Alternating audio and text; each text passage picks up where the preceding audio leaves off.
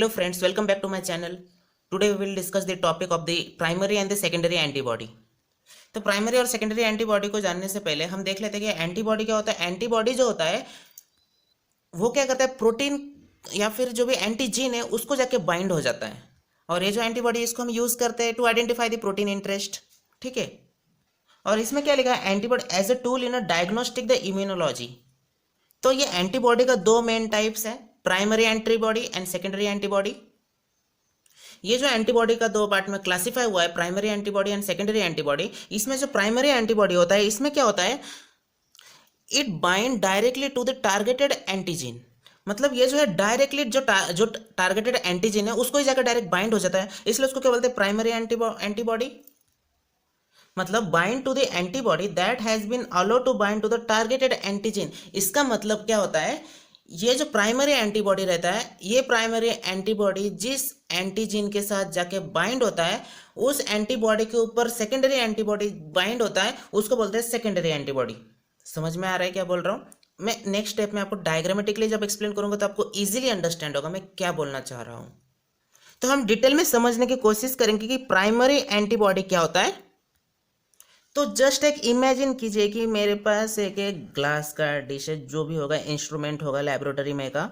ये जो इंस्ट्रूमेंट है, ये जो भी ग्लास का है, तो इसके ऊपर कुछ एंटीजीन है।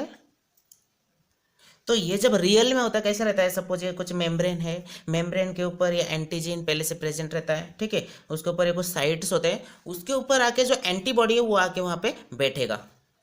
तो ये हमारा क्या है, ये हमारा है प्राइमरी एंटीबॉडी। तो ये क्या करेगा, ये जाके अपना तो स्पेसिफिक जो एंटीजीन है टारगेटेड उसको जाके बाइंड कर लेगा इस तरह से। तो ये किसको जाके बाइंड हो गया, टारगेटेड एंटीजीन को। तो ये क्या, वो फर्स्ट साइट में जाके टारगेटेड एंटीजीन को जाके बाइंड हो गया, इसलिए इसको क्या बोलते हैं, प्राइमरी एंटीबॉडी। तो इस प्राइमरी एंटीबॉडी में क्या होता है उसको हम देख लेते हैं इधर। तो primary antibody bind directly to the targeted antigen. Yes, हमें दिख रहा है टारगेटेड एंटीजन को डायरेक्टली जाके बाइंड कर लिया। यूज टू डिटेक्ट और measure and purify the antigen. ये क्या करता है, इसे क्यों यूज करते हैं, इसे हम किस चीज के लिए डिटेक्ट करने के लिए यूज करते हैं, प्यूरिफाई और मेजर करने के लिए, या फिर एंटीजन को डिटेक्ट करने के लिए यूज करते हैं। और देखिए आप प्रोटीन के लिए, ये प्रोटीन के लिए भी डिटेक्ट करने के लिए यूज करते हैं। मतलब इसे यूज किया जाता है वेस्टर्न ब्लॉटिंग में। कहाँ पे यूज किया जाता है, वेस्टर्न ब्लॉटिंग टेक्निक्स में। ये कैसे रहता है, कैन बी पॉलीक्लोनल और monoclonal. It produce in animal species, example mouse, rat, rabbit, goat. ये कहाँ, ये सब एनिमल्स में ये जो है ये प्रोड्यूस किया जाता है और प्रोड्यूस होता है। इस प्राइमरी एंटीबॉडी में एक टर्म रहता है, उसको बोलते हैं हम कॉन्जुगेटेड प्राइमरी एंटीबॉडी। इसमें क्या होता है, कॉन्जुगेटेड प्राइमरी एंटीबॉडी मतलब ये एक एंटीबॉडी रहता है, उसमें एक एंजाइम और एक लेबल किया हुआ रहता है। सपोज मैं आपको दिखा रहा हूँ, ये एक स्टार शेप में मैं दिखा रहा हूँ, मतलब इसको लेबल किया हुआ है।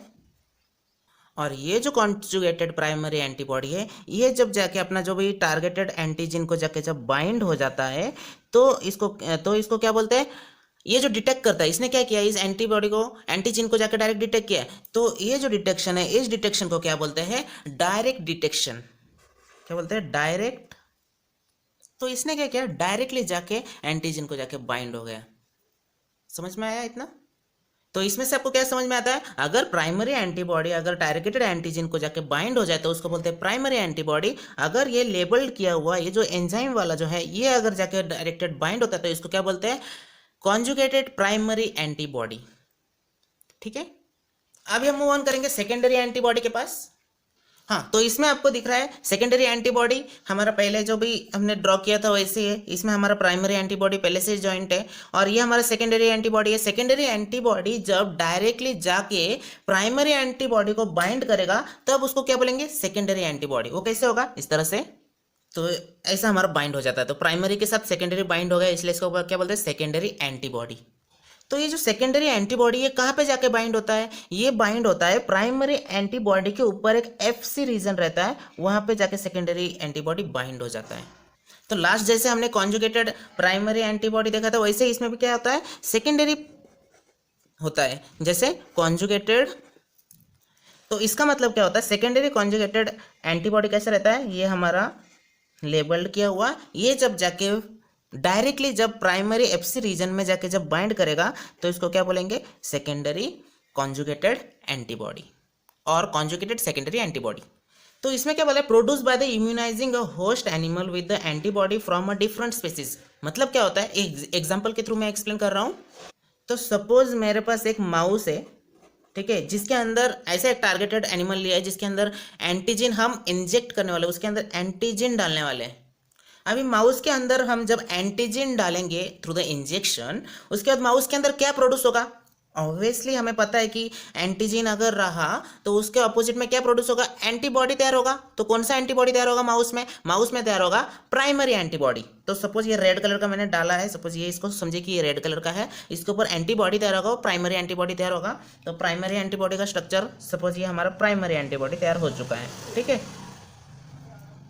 तो अभी ये जो एंटीबॉडी है किसने प्रोड्यूस किया है, प्राइमरी एंटीबॉडी माउस ने, ठीक है। अभी ये जो प्राइमरी एंटीबॉडी है, इस एंटीबॉडी को मैं इंजेक्ट करूंगा किसके अंदर, इसको फिर से मैं इंजेक्शन में भर लूंगा और इसको मैं किसके अंदर डालूंगा, गोट के अंदर। तो मान लीजिए ये हमारा गोट है, जब मैं इस प्राइमरी एंटीबॉडी को गोट के अंदर इंजेक्ट करूंगा, उसके बाद क्या होगा, गोट क्या तैयार करेगा, गोट ऑब्वियसली प्राइमरी एंटीबॉडी के साथ साथ सेकेंडरी एंटीबॉडी मतलब क्या होगा, गोट का जो इम्यून सिस्टम है ना बहुत ही बेस्ट है, स्ट्रांग है। तो इसके वजह से उसने क्या किया है, प्राइमरी एंटीबॉडी के अगेंस्ट उसने अपना बचाव करने के लिए उसने सेकेंडरी एंटीबॉडी प्रोड्यूस किया है। तो हम जैसे पहले इसमें देखा था कि प्राइमरी कॉन्जुगेटेड एंटीबॉडी को डायरेक्ट डिटेक्शन बोलते थे, लेकिन इसमें जो सेकेंडरी कॉन्जुगेटेड एंटीबॉडी इसको क्या बोलेंगे हम, इनडायरेक्टेड और इनडायरेक्ट डिटेक्शन। आई होप कि आपको आज का वीडियो समझ में आया होगा। इफ़ एनी क्वेरीज तो कमेंट सेक्शन में जाके आप कमेंट कर सकते हैं। Thank you.